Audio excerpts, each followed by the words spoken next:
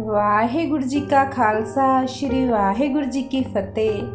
ਧੰਨ ਧੰਨ ਗੁਰੂ ਨਾਨਕ ਦੇਵ ਜੀ ਮਹਾਰਾਜ ਜੀ ਦੀ ਜੀਵਨੀ ਸੂਰਜ ਪ੍ਰਕਾਸ਼ ਵਿੱਚੋਂ ਅਸੀਂ ਸਰਵਨ ਕਰ ਰਹੇ ਹਾਂ। ਗੁਰੂ ਮਹਾਰਾਜ ਜੀ ਨੇ ਪਹਿਲਾਂ 2 ਉਦਾਸੀਆਂ ਕਰਨ ਤੋਂ ਬਾਅਦ ਤੀਸਰੀ ਉਦਾਸੀ ਵਿੱਚ ਆਪ ਕਰਤਾਰਪੁਰੋਂ ਜੰਮੂ ਨੂੰ ਹੋ ਤੁਰੇ। ਕਸ਼ਮੀਰ ਦੀਆਂ ਪਹਾੜੀਆਂ ਵੱਲ ਰੁਖ ਕੀਤਾ, ਭਾਗ ਲੱਤੇ ਮਟਨ ਪਹੁੰਚੇ। ਮਾਰਤੰਡ ਨਾਮ ਦਾ ਇੱਕ ਚਸ਼ਮਾ ਹੈ, ਉੱਥੇ ਬੈਠੇ ਸਨ ਤਾਂ ਇੱਕ ਬੜਾ ਭਾਰਾ ਵਿਦਵਾਨ ਪੰਡਤ, ਜਿਸ ਨੇ ਊਠਾਂ ਤੇ ਕਿਤਾਬਾਂ ਲੱਦੀਆਂ ਹੋਈਆਂ ਸਨ, ਜੋ ਹਰ ਇੱਕ ਨਾਲ ਸ਼ਾਸਤਰਤ ਕਰਕੇ ਹਰਾਉਣਾ ਸਿੱਖਿਆ ਹੋਇਆ ਸੀ।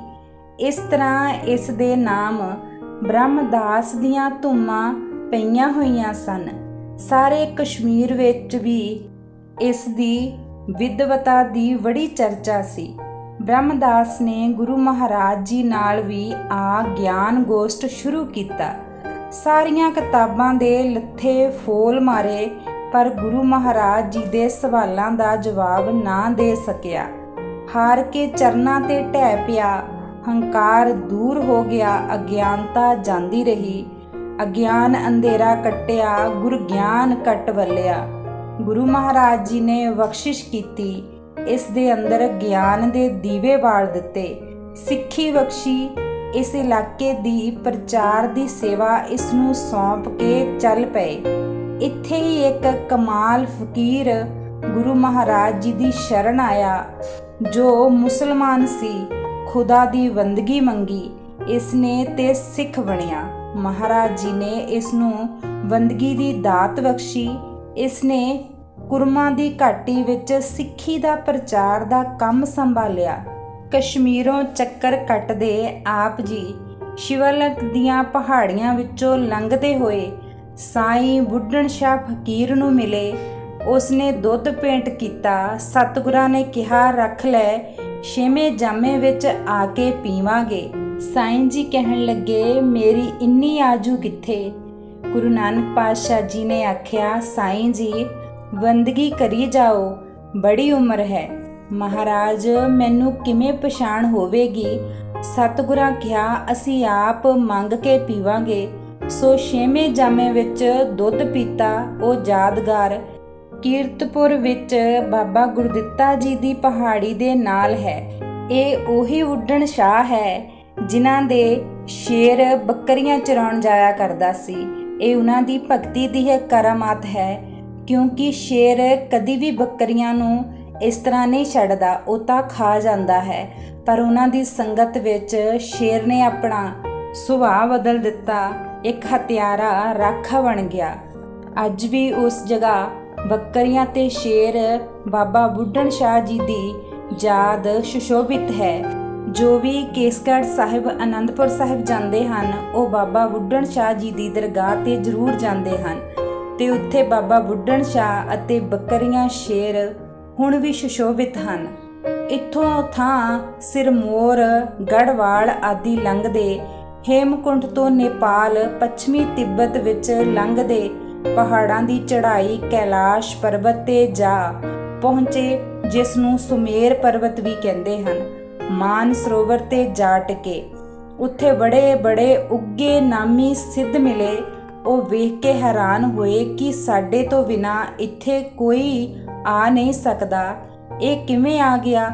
ਆਖਰ ਸਿੱਧ ਮੰਡਲੀ ਇਕੱਠੀ ਹੋ ਕੇ ਆਈ ਪੁੱਛਣ ਕਿ ਬਾਬਾ, ਤੂੰ ਇੱਥੇ ਕਿਸ ਤਰ੍ਹਾਂ ਆ ਗਿਆ? 84 ਸਿੱਧਾਂ ਦੇ ਮਨ ਵਿੱਚ ਬੜਾ ਭਾਰਾ ਵਿਚਾਰ ਆਇਆ ਕਿ ਇਹ ਇੱਥੇ ਕਿਸ ਤਰ੍ਹਾਂ ਆ ਗਏ। ਅਸੀਂ ਤਾਂ ਇੰਨਾ ਜਪ ਤਪ ਕਰਕੇ ਤਾੜੀ ਲਾ ਕੇ ਇੱਥੇ ਤੱਕ ਪਹੁੰਚੇ ਹਾਂ। ਸਿੱਧ ਕਹਿੰਦੇ, ਮਰਦਾਨਿਆ, ਤੂੰ ਆਪਣਾ ਨਾਂ ਦੱਸ, ਤੂੰ ਇੱਥੇ ਕਿਸ ਤਰ੍ਹਾਂ ਆ ਗਿਆ ਹਾਂ ਤੇ ਤੇਰਾ ਕੀ ਨਾਂ ਹੈ? ਬਾਬਾ ਜੀ ਕਹਿਣ ਲੱਗੇ, ਨਾਥੋ ਸਿੱਧੋ, ਮੇਰਾ ਨਾਂ ਗੁਰੂ ਨਾਨਕ ਹੈ ਤੇ ਅਕਾਲ ਪੁਰਖ ਦਾ ਨਾਮ ਲੈ ਕੇ ਮੈਂ ਇੱਥੇ ਆ ਗਿਆ ਹਾਂ। ਫਿਰ ਸਿੱਧਾਂ ਨੇ ਹੋਰ ਪੁੱਛ-ਗਿੱਛ ਕੀਤੀ ਤਾਂ ਮਹਾਰਾਜ ਜੀ ਨੇ ਫਿਰ ਕਪਾਟ ਖੁਲਵਾ ਉੱਤਰ ਦਿੱਤਾ। ਉਸ 29ਵੀਂ ਪੌੜੀ ਵਿੱਚ ਇਸ ਤਰ੍ਹਾਂ ਹੈ, ਫਿਰ ਪੁੱਛਣ ਸਿੱਧ ਨਾਨਕਾ, ਮਾਤ ਲੋਕ ਵਿੱਚ ਕਿਆ ਵਰਤਾਰਾ? ਸਭ ਸਿੱਧੀ ਇਹ ਬੂਝੀਆਂ, ਕਲ ਤਾਰਨ ਨਾਨਕ ਅਵਤਾਰਾ। ਬਾਬੇ ਆਖਿਆ, ਨਾਥ ਜੀ ਸੱਚ ਚੰਦਰਮਾ ਕੂੜ ਅੰਧਾਰਾ, ਕੂੜ ਅਮਾਵਸ ਵਰਤਿਆ ਹੋ ਪਾਲਣ ਚੜਿਆ ਸੰਸਾਰਾ।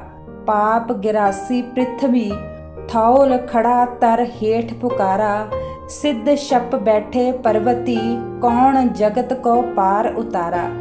ਜੋਗੀ ਗਿਆਨ ਵਿਹੂਣੀਆਂ ਨਿਸ ਦਿਨ ਅੰਗ ਲਗਾਏ ਇਸ਼ਾਰਾ, ਬਾਂਝ ਗੁਰੂ ਡੂਬਾ ਜਗ ਸਾਰਾ।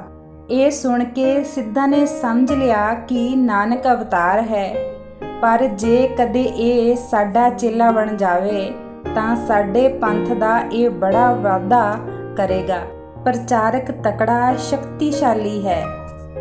ਇੱਥੇ ਗੁਰੂ ਜੀ ਅਤੇ ਸਿੱਧਾਂ ਦੀ ਕਾਫੀ ਬਹਿਸ ਹੋਈ, ਵਿਚਾਰ ਵਟਾਂਦਰਾ ਵੀ ਹੋਇਆ ਤੇ ਉਹਨਾਂ ਨੇ ਪੂਰਾ ਜ਼ੋਰ ਲਾਇਆ ਕਿ ਗੁਰੂ ਨਾਨਕ ਸਾਡੇ ਮਤ ਵਿੱਚ ਆ ਰਲੇ। ਪਰ ਇੱਥੇ ਉਹਨਾਂ ਦੇ ਆਪਣੇ ਕਈ ਸਿੱਧ ਗੁਰੂ ਜੀ ਦੇ ਚਰਨੀ ਲੱਗੇ ਅਤੇ ਸਿੱਖੀ ਧਾਰਨ ਕਰ ਲਈ। ਸਿੱਧਾਂ ਤੋਂ ਫਤਿਹ ਪਾ ਕੇ ਗੁਰਦੇਵ ਜੀ ਵਾਪਸ ਮੁੜੇ। ਨੇਪਾਲ, ਸਿੱਕਮ ਤੋਂ ਭੂਟਾਨ ਦੇ ਰਾਹ ਹੁੰਦੇ ਹੋਏ ਚੀਨ ਜਾ ਪਹੁੰਚੇ। ਨਾਨਕਿਨ ਤੱਕ ਤੇ ਉਧਰ ਤਿੱਬਤ ਵਿੱਚ ਲਾਸਾ ਤੀਕ ਗਏ। ਉੱਥੋਂ ਫਿਰ ਲਦਾਖ ਤੋਂ ਸ਼੍ਰੀਨਗਰ, ਜੰਮੂ ਤੇ ਸਿਆਲਕੋਟ ਹੁੰਦੇ ਹੋਏ ਪੰਜਾਬ ਆ ਗਏ। ਤੀਸਰੀ ਉਦਾਸੀ ਵੀ ਪੂਰੀ ਹੋ ਗਈ ਸੰਮਤ 1575 ਤੱਕ। ਹੁਣ ਗੁਰੂ ਜੀ ਚੌਥੀ ਉਦਾਸੀ ਵੇਲੇ ਆਪ ਨੇ ਹਾਜੀਆਂਵਾੜਾ ਬਾਣਾ ਪਾਇਆ, ਕੱਪੜੇ ਨੀਲੇ, ਇੱਕ ਕੱਛ ਵਿੱਚ ਵਸਤਾ ਜਿਸ ਵਿੱਚ ਉਹ ਕਿਤਾਬ ਸੀ ਜਿਸ ਤੇ ਆਪਣੀ ਬਾਣੀ ਲਿਖਦੇ ਰਹੇ ਸਨ। ਦੂਸਰੀ ਕੱਛ ਵਿੱਚ ਮਸੱਲਾ ਜਿੰਦ ਹੈ ਤੇ ਬਹਿ ਕੇ ਬੰਦਗੀ ਕਰੀਦੀ ਹੈ। ਇੱਕ ਹੱਥ ਵਿੱਚ ਸੋਟਾ ਆਸਾ ਤੇ ਦੂਜੇ ਹੱਥ ਵਿੱਚ ਲੋਟਾ। ਇਸ ਲਿਵਾਸ ਦਾ ਜ਼ਿਕਰ ਭਾਈ ਗੁਰਦਾਸ ਜੀ ਨੇ ਵੀ ਕੀਤਾ ਹੈ। ਕਰਤਾਰਪੁਰੋਂ ਚੱਲ ਕੇ ਤਲਵੰਡੀ, ਸ਼ੱਕਰਪੁਰ, ਡਿੰਗਾ, ਕੇਰ ਸਾਹਿਬ ਗੁਜਰਾਤ, ਰੋਹਤਾਸ, ਡੇਰਾ ਗਾਜੀ ਖਾਂ ਹੁੰਦੇ ਦੁਨੀਆ ਨੂੰ ਤਾਰ ਦੇ ਸਿੰਧ ਜਾ ਪੁੱਜੇ। ਉੱਥੋਂ ਹਾਜੀਆਂ ਨੇ ਇੱਕ ਜਥੇ ਨਾਲ ਮੱਕੇ ਜਾ ਪਹੁੰਚੇ। ਜਦੋਂ ਗੁਰੂ ਜੀ ਮੱਕੇ ਗਏ ਤਾਂ ਉਹਨਾਂ ਨੇ ਨੀਲੇ ਵਸਤਰ ਧਾਰਨ ਕੀਤੇ ਹੋਏ ਸਨ। ਹੱਥ ਵਿੱਚ ਕਿਤਾਬ ਫੜੀ ਹੋਈ ਸੀ ਜਿਸ ਤੇ ਗੁਰੂ ਜੀ ਆਪਣੀ ਬਾਣੀ ਲਿਖਦੇ ਹੋਏ ਸਨ। ਬਾਬਾ ਜੀ ਜਾ ਕੇ ਮਸੀਤ ਵਿੱਚ ਬੈਠ ਗਏ ਜਿੱਥੇ ਹਾਜੀ ਹੱਜ ਗੁਜ਼ਾਰੀ ਸੀ। ਜਦੋਂ ਗੁਰੂ ਜੀ ਰਾਤ ਨੂੰ ਸੁੱਤੇ ਤਾਂ ਮਦਰਸੇ ਦੇ ਪੁਜਾਰੀ ਨੇ ਬਾਬਾ ਜੀ ਦੇ ਲੱਤ ਮਾਰੀ ਤੇ ਕਿਹਾ, ਤੂੰ ਕਿਹੜਾ ਕਾਫਰ ਹੈ? ਤੂੰ ਲੱਤਾਂ ਖੁਦਾ ਦੇ ਘਰ ਵੱਲ ਕੀਤੀਆਂ ਹੋਈਆਂ ਹਨ, ਤੇਰੇ ਪੈਰ ਖੁਦਾ ਵੱਲ ਹਨ। ਤੇ ਉਸਨੇ ਬਾਬਾ ਜੀ ਨੂੰ ਲੱਤਾਂ ਤੋਂ ਫੜ ਕੇ ਘਸੀਟਿਆ। ਇੰਨਾ ਵੱਡਾ ਚਮਤਕਾਰ ਹੋਇਆ ਕਿ ਮੱਕਾ ਹੀ ਘੁੰਮ ਗਿਆ। ਜਦੋਂ ਲੱਤ ਦੇ ਨਾਲ ਨਾਲ ਮੱਕਾ ਫਿਰਦਾ ਦੇਖਿਆ ਤਾਂ ਹੈਰਾਨ ਹੋ ਕੇ ਚਰਨਾਂ ਤੇ ਡਿੱਗ ਪਏ ਤੇ ਇਸ ਤਰ੍ਹਾਂ ਬੇਨਤੀਆਂ ਕਰਕੇ ਪੁੱਛਣ ਲੱਗੇ, ਇਹੋ ਜਿਹਾ ਕੌਤਕ ਵਰਤਿਆ ਕਿ ਅਸੀਂ ਕੁਦਰਤ ਤੋਂ ਹੈਰਾਨ ਹਾਂ ਕਿ ਇਹ ਕਿਸ ਤਰ੍ਹਾਂ ਹੋ ਗਿਆ ਹੈ। ਇੱਕ ਦੋ ਤੇ ਪੁੱਛਣ ਲੱਗੇ, ਬਾਬਾ ਦੱਸ ਹਿੰਦੂ ਵੱਡਾ ਜਾਂ ਮੁਸਲਮਾਨ?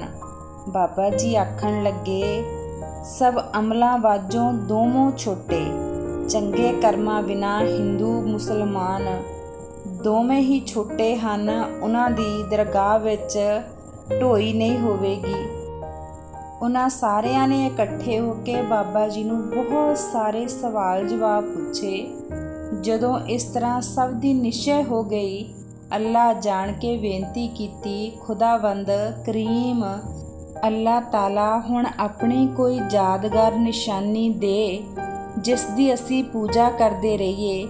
ਤਾਂ ਉਹਨਾਂ ਦੀ ਬੇਨਤੀ ਕਬੂਲ ਕਰਕੇ ਉੱਥੇ ਆਪਣੀ ਨਿਸ਼ਾਨੀ ਦਿੱਤੀ, ਪੈਰ ਦੀ ਖੜਾਓ, ਜੋ ਹਜੇ ਤੱਕ ਵੀ ਉੱਥੇ ਹੀ ਮੌਜੂਦ ਹਨ। ਗੁਰੂ ਨਾਨਕ ਪਾਤਸ਼ਾਹ ਜੀ ਜਿੱਥੇ ਵੀ ਜਾਂਦੇ ਸਨ ਆਪਣੀਆਂ ਰਹਿਮਤਾਂ ਬਰਕਤਾਂ ਨਾਲ ਸਾਰਿਆਂ ਦੀਆਂ ਖਾਲੀ ਝੋਲੀਆਂ ਭਰ ਦਿੰਦੇ ਸਨ। ਗੁਰੂ ਨਾਨਕ ਦੇਵ ਜੀ ਨੂੰ ਸਾਰੀ ਦੁਨੀਆ ਮੰਨਦੀ ਹੈ, ਚਾਹੇ ਉਹ ਹਿੰਦੂ ਹੈ ਜਾਂ ਮੁਸਲਮਾਨ। ਗੁਰੂ ਜੀ ਦੇ ਨਾਮ ਦਾ ਸੂਰਜ ਸਾਰੇ ਸੰਸਾਰ ਵਿੱਚ ਚੜ੍ਹਿਆ ਹੋਇਆ ਹੈ ਤੇ ਸਾਰੀ ਦੁਨੀਆ ਨੂੰ ਰੋਸ਼ਨਾਉਂਦਾ ਹੈ।